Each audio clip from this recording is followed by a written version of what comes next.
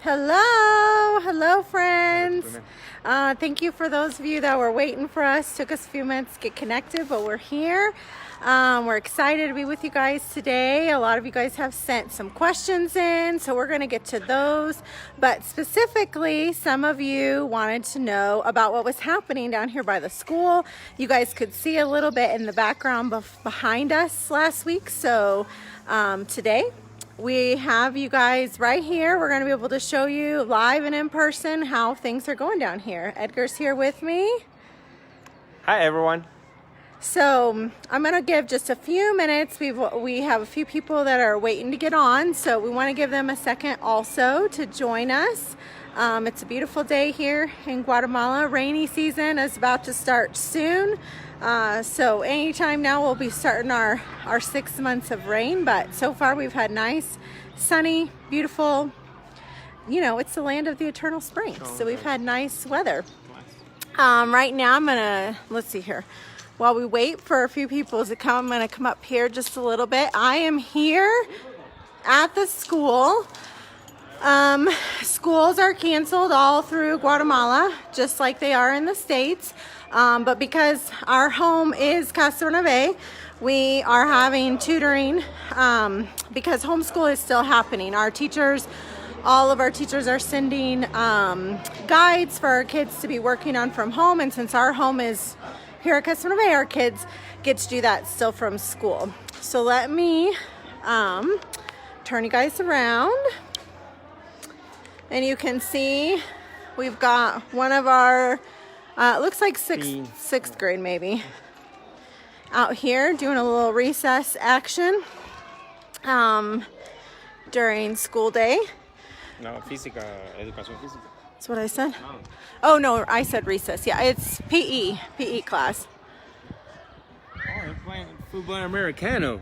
So I don't know if your guys is, yeah, they are playing a little American. I call it armball.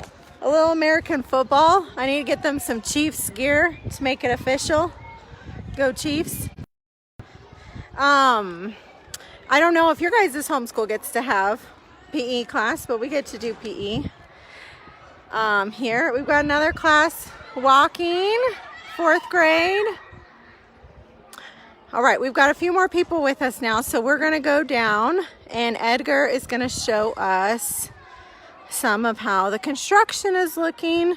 For those of you who it's been a while, this is what our main school building looks like. We've got some of the classes being used for the homeschooling right now, not all of them, but we do have some. They'll be done at 1, so in about 50 minutes. So as you guys can see, because some of you guys were asking, just kind of location wise. So the soccer field is in the exact same spot it was always in. Kind of back there, you guys can see the main road that leads up to the main building at Casanave. Here's the school that's always been here. And so then over here to this side, kind of on the road going down to the like baby house, that is where these new classrooms are going to be. So, well, where they are right now. So saying hello, I see lots of people joining us. We're so excited to have you guys here. Before we walk down there, I'm going to walk you over here so you guys can just kind of take a look how our little homeschool is going. We've got some of our Básico kids. Hola chicos, hola Ronnie.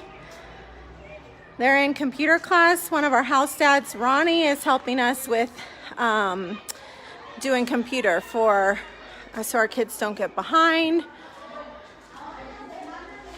We've got one of our psychologists, Gracia, with one of our Básicos classes also.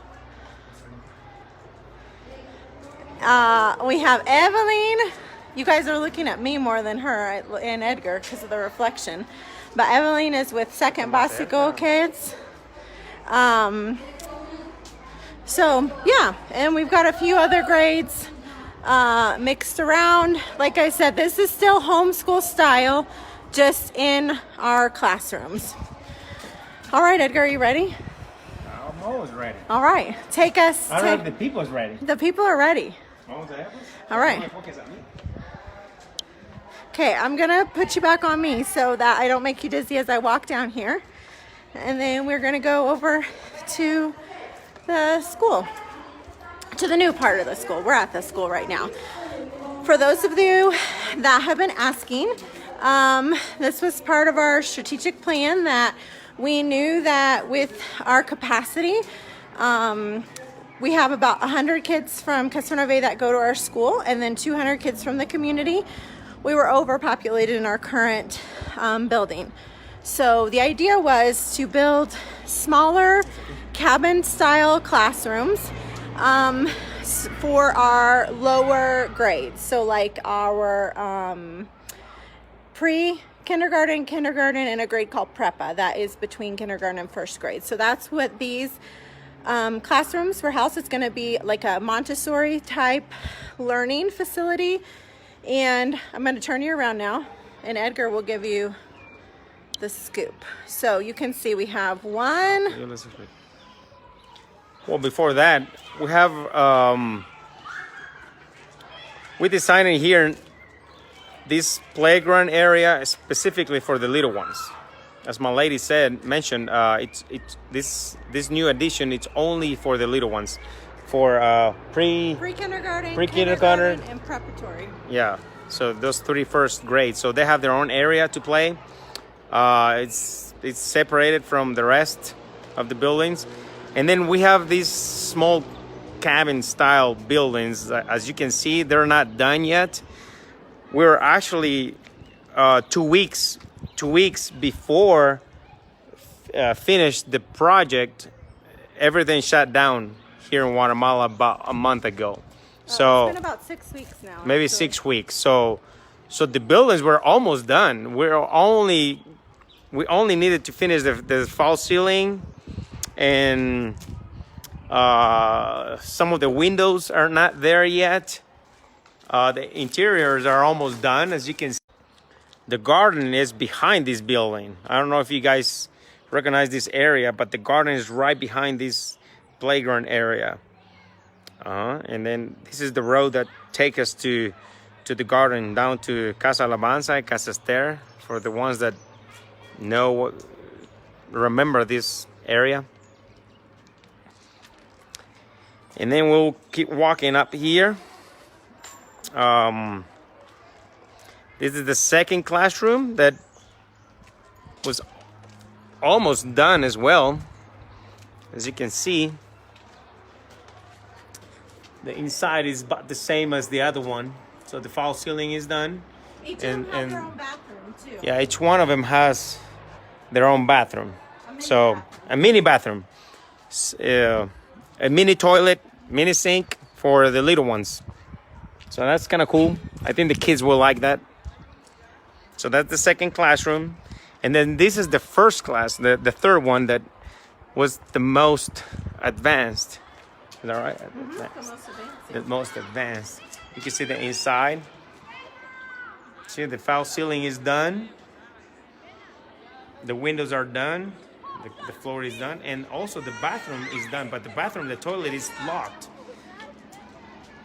It's locked right now. But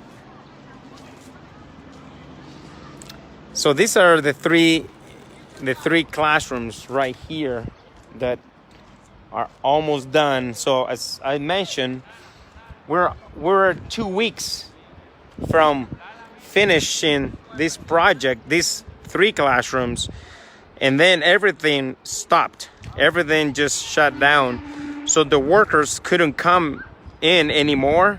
We couldn't go and buy supplies anymore. So we just have to wait and see how long more it would take to these to come back to normal, so we can finish this. The goal was end of March to be So the goal was to finish it in March. Now you can see this beautiful soccer field that it's not only done, but we've been using it since we opened it up at the end of February. Yeah, the soccer field was an amazing gift from Ocean Reef. Yeah. A group in Florida that we're so grateful for their desire to want to gift our children with this amazing soccer field. And we're grateful to God too that it was finished right on time for the time of year that we were going to most need it during this quarantine. Yeah, thank you so much to Ocean Reef. They were the ones that raised the funds for specifically for the soccer field. So the administrative building, it's not done, but Yeah, so these are the 3 classrooms, and this is the administrative building that it also includes a Montessori classroom and also a classroom for special needs. Sensory room, an sensory early room. intervention sensory room. Yeah, well, that kind of stuff. So It'll have these some offices, a nurse's station, a teacher's workstation. we're at maybe 30% of the building. This is a 2-story building. This will be a 2-story building when everything shut down as well. So this was gonna be open sometime in May. Now we don't know when. It's just as much as we don't know when these 3 classrooms will be open again. So thankfully we don't need them right now, because the 200 children that my lady was talking about, they're not coming to our school anymore until everything goes back to normal. It's homeschool style. It's like it yeah, is there. we're doing homeschool style. They're doing live Our teachers do virtual sessions with with the kids. They send out guides. Some of our kids, as you guys know, are from very poor areas of surrounding Castro Bay, so some of them do not have access to computers or technology. So we also print out guides that we leave up at the gate that our guard gives to the families, and so that's how we've been kind of managing school right now, because as I think I mentioned to you guys in our last live video, school just started for us when this all happened. So we're right in the middle of our school year, so our teachers are doing a really great job trying to keep both our kids here on campus up to date, as well as our kids from the community. Mm-hmm. So let's walk a little. All right. Now, yeah, we're gonna go find shade. It will answer some of the questions we had. Yeah, we'll have some questions that you guys been asking, so we're gonna go ahead and have a seat somewhere out here in the shade, and then we're gonna answer your questions. Isn't this pretty?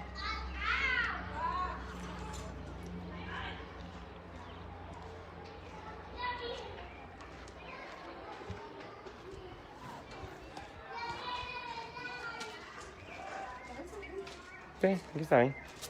Con esto atrás. Okay, switch it around to here. All right. Too much technology, I guess. All right, so here we are again. We're going to give you a few little updates, and then we'll also answer, like I said, some of the questions you guys had coming through.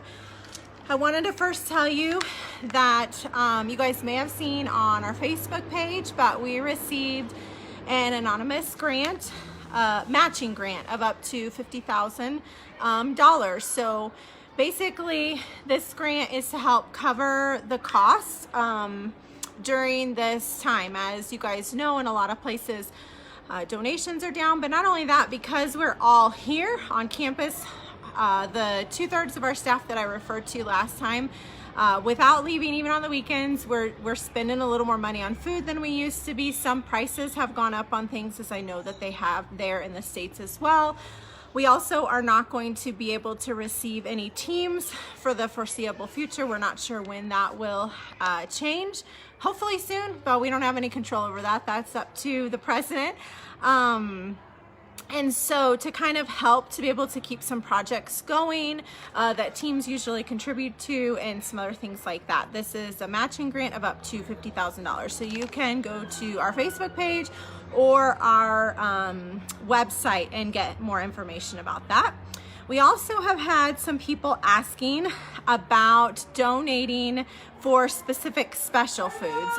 We have had some really awesome, very generous donations already for general fund. We've had some people say, hey, I want to donate so that all the kids can eat pollo campero, or they can eat pizza or something special and different. And so this evening we will have up on the website ready to go for those who would like to donate for one of those specific meals. We'll have that information also for you guys to find. We also had a really exciting, generous donation coming at the beginning of May from McDonald's. They're going to donate 200 Happy Meals to Casa Nueve. So we know our kids will be very excited about that. Just the same as a lot of you guys are feeling. We know our kids are getting a little stir crazy. Our staff is getting stir crazy. So it'll be nice to have a little bit of a change of pace, at least in something different. So we appreciate those of you that have asked about doing that. That was something that came from you guys, because it was not even an idea we had. That was something you guys totally came up with. So thank you for that. Okay, let's see. We've got some questions. So the first question, and then Edgar, if you want to answer it, you can, or I can, but our friend Ryan Conley asked us, what are specific ways that we have seen the Holy Spirit working in the lives of the kids and the adults here at Casa Nueve? Do you want to take that, or do you want me to take it? I'll answer it and you hold the phone. I'm okay. Got tired of holding that phone. Yeah, there you go. That's a good question. I think that God is doing lots of things, not only here in Guatemala, but also in the States and all over the world. He's teaching us so many new things, good things. And I think he's teaching our children, our staff, and ourselves that he's reminding us what's the most important thing in life. He's reminding us what's the most important thing for his children. And these situations, this environment, this crisis, it is a perfect scenario for us as his children to show that light, ¿cómo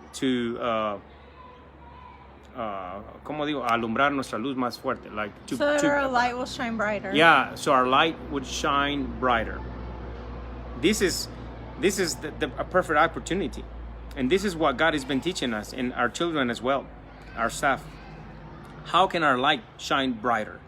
How can we bring him closer to people? How can we get closer to him? How can we use this as an opportunity, see this as an opportunity for more children, more families, more people turn their hearts to him? So spiritually, that's the main message. That's the main thing that we've been doing. And we have seen our kids, some of our adolescents, they've never clapped before in church. Now we see them clapping. That's a huge step for us. Might not be a big step to you, but for us, it is a big step. Watching these kids that would never clap, would never dance, would never sing or lift up their hands during worship. We have seen them doing it during this time. So these crises have been, it's bringing them closer to God. It's bringing us closer to him. We can see him in different ways. We can experience him in different ways. In ways that we would not experience if it was not because of these crises. So that's a great question, Mr. Connolly. Yeah, I mean, what Edgar said is right on. We're just seeing God move in ways that we haven't before, because we're all so much more connected to one another. We're so much more connected to what God is doing, and sensitive. I mean, being able to have set prayer times every single week as a community, every Friday at noon, to be fasting, all of us together every Sunday. We're just very sensitive, and we're seeing that. The big question is also, God, what do you have next for us? Because we know that it's very easy here on campus to feel like we're in the middle of just an oasis, an oasis, I guess is the right word in English. Because we have everything we need and God has provided, but we also want to be good neighbors for our community around us. And so we're trying to figure out a way beyond, like we shared last week, sharing food and sharing other physical needs with our surrounding community, which we've been doing. How can we continue to be an encouragement to our community around us, knowing that there are so many suffering so greatly right now? yesterday we had a conversation in one of our meetings here with our leadership staff of what is the orphan crisis going to look like here in Guatemala after this is over. The government arm here that handles kids who are in crisis we were listening on the radio yesterday, wasn't it, that they're being they're getting so many calls because there's so much domestic abuse happening, more than normal in homes right now because everybody's home together. They've been finding more kids abandoned during the season, and so we don't know what comes next, but we know that one of the best things we can prepare when we're uncertain of what the future holds is to be on our knees in prayer. And so it's been really amazing to, as a staff, as a community, to be all united together, to hear from God, to hear what He wants, to see the way He's working in the lives of our kids. One of really special things that happened since our kids are not being able to receive their visits from their biological families, this has been obviously a very challenging thing for them. We've been arranging phone conversations, phone dates for them as often as possible so that they can be checking in with their parents, with their siblings, grandparents, whoever their biological family is, to check on them and make sure they're okay. And our social worker was telling us that it was so special because our kids were telling their biological family what they needed to do to make sure that they always wear their mask and to not touch their mask too much and to wash their hands and how to wash their hands and what to do when they come back home. Just listening to our kids who have not even left campus since this started, kind of encouraging their biological family with how to care for themselves was a really special thing. So we appreciate your guys' prayers. God's at work here, no doubt about it. We see Him at work, and we're grateful. A lot of you have signed up to pray for one of our staff members. Thank you so much for that. We do have some staff members still who do not have anyone praying for them. So please let us know if you have not been matched up with one of our staff members or one of our couples to pray for. Please let us know if you'd like to do that. What we're asking is just for people to pick one staff member and pray for them every single day. Pray for strength. Pray for, God to continue to work in their life. But this is a hard time. It's difficult for everyone all over the world. But when you're caring for, 12 kids instead of just, a few, it's much more challenging. And kids who have come from difficult origins in the past and have crisis, sometimes these kinds of crises can create more crisis. So thank you for those who are already praying and those who want to continue to pray. Please let us know. I'd like to add to that topic of the kids having more, being the need growing. Only the government orphanage is receiving these kids right now. I don't know about a private orphanage. I don't know, but I think there might be a few, but I don't think there are many. We're not now. We had received some phone calls from the government, from the judges, if we're willing to receive some of these kids. We've been saying no, only because we don't know where they're coming from.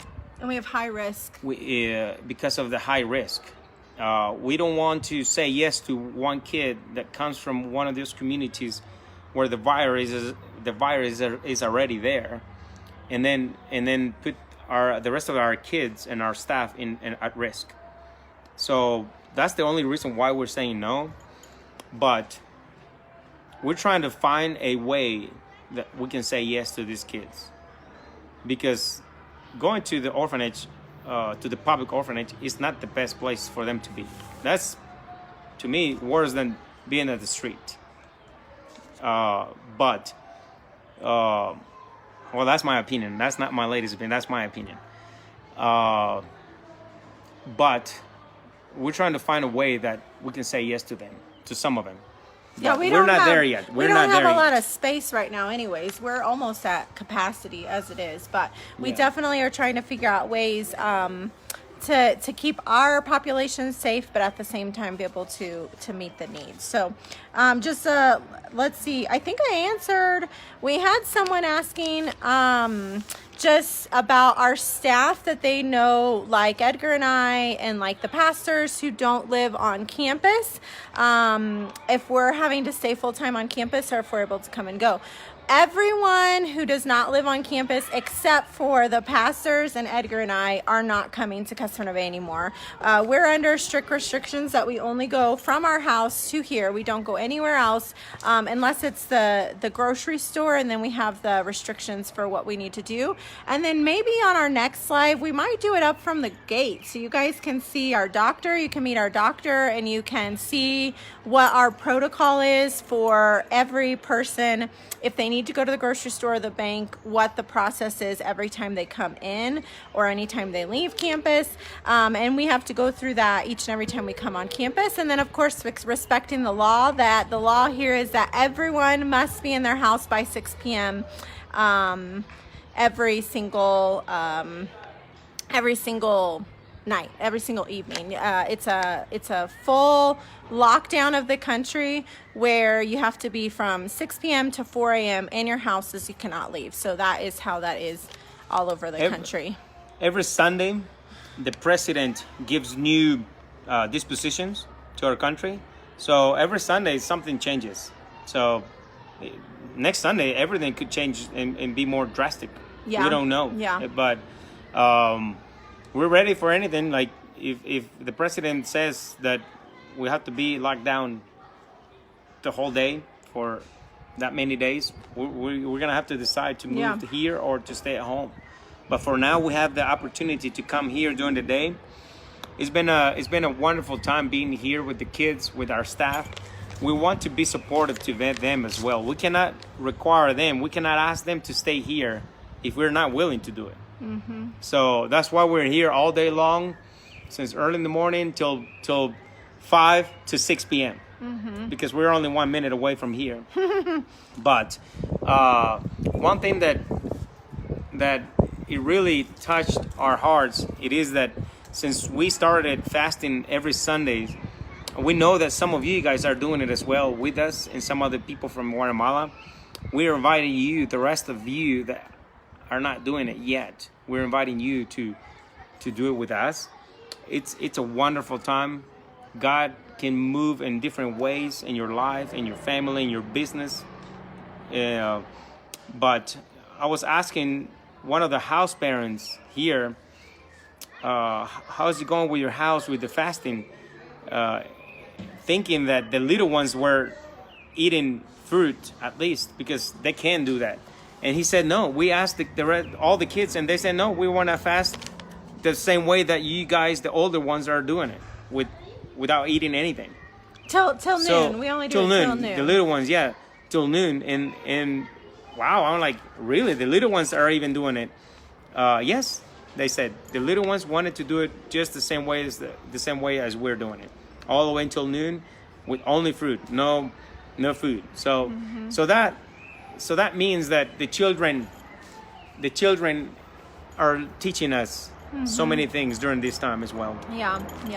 And just to wrap it up, and I haven't seen any other questions I think come through. In Guatemala, cases continue to grow. I think yesterday we were at 530 maybe. What? In Guatemala, how many cases were in about Guatemala? 530, something like that. All testing is done by the government. They have their testing sites, so someone that has susceptible symptoms or something like that goes to one of their places, and then they're testing. I think much like other places in the world, I'm pretty sure that we read that Guatemala does not have near enough tests to be testing as often as they need to, and I think that it contributes to why the lockdown has been as extreme as it has been, because there just is not as many tests available to be testing as often as I think that they would like any potential cases. Most potential cases are already in quarantine because they are people that have been traveling or were people who were like family members or friends or lived in the same building as someone who traveled. So thankfully, most of our cases have been people that were already in quarantine, but there has been a couple of cases that they had talked about that they're not quite sure where the origin is, and so that is contributed also for just trying to keep everyone safe. A lot of you know that the conditions here in the healthcare sector is difficult, so we're just praying that this does not grow any bigger. So we're praying for you guys too. We are, as we see prayer requests for your families, for your friends, for your businesses, we're praying for you. Please know if you have specific prayer requests, if you get those to me before Friday at noon, our prayer time here at noon, we will pray for them together as a community with our kids, with our house parents. So please don't be shy in sharing ways that we can pray and be supporting you guys as well. We're so grateful for you. We're grateful for all the messages, all the phone calls, all of the donations you guys have made to continue to give and provide the very best care possible to our kids. And we praise God because they're doing really good. And we're thankful that God, we feel his hand, his favor, and his presence over this place. And so we thank you guys for joining us and being here with us. I don't know, Edgar, if you have any other last parting words? Well, I do want to thank you guys again in behalf of all of our children, our staff. We were sharing with them some of the things that you've been doing for them and for our kids, and they're blessed. They're very thankful to each one of you guys, and God is pleased for what you guys are doing. God is watching you. God is at work right now in the whole world. He is working here in Guatemala. He's working here at Casa Bernabe. It's amazing the things that he's been doing. This is not everything is bad. Most of the things that are going on here at Casa Bernabe, here in the country and all over the world, most of the things are good things. People are turning their hearts back to God. That's a good thing. Mm-hmm. So keep supporting us. As you keep supporting us, as you keep praying for us, also remember the ones around you. Remember your neighbors. Remember your co-workers. Remember your family. Remember your friends. Pray for them. Pray with them. I don't know if you're at home. Maybe you cannot go to work. Maybe you're at home. Maybe you're going to work. I don't know. But take advantage of this opportunity. I'm presenting and demonstrating the gospel to each one of you, family members or neighbors or co-workers. Mm-hmm. So thank you so much for your support. Thank you so much for your prayers. We're very blessed. We're very blessed down here. And you're a part of this team. You're a part of this family. Mm-hmm. Thank you so much. God bless you. Yeah. Anything you guys want to see next time, anything you want us to answer, please feel free to shoot us a message. You can leave it right here on this video. We'll leave it up, or you can send us through email or message. Also, a special shout out to all of my friends, all of our friends at Casa Bernabe that are nurses, doctors, working in the healthcare profession. You guys are amazing, and we are praying for you, and we admire so much the sacrifice that you guys are making to keep people safe, to keep people healthy. So thank you for being awesome. We love all of you guys. We are anxious for the day that you guys get to be down here in person with us again. Until then, thank you for your prayers, and let us know when and what you would like to hear from us next here at Casa Bernabe. See you in 2 weeks. We'll see you probably in 2 weeks is what we're thinking. We're gonna try to do every other week because we don't want to bombard you. We know you guys have a lot going on. So let us know, and we will look forward to connecting with you guys soon. So blessings, friends. Thanks for being with us today. Bye-bye. See you in 2 weeks.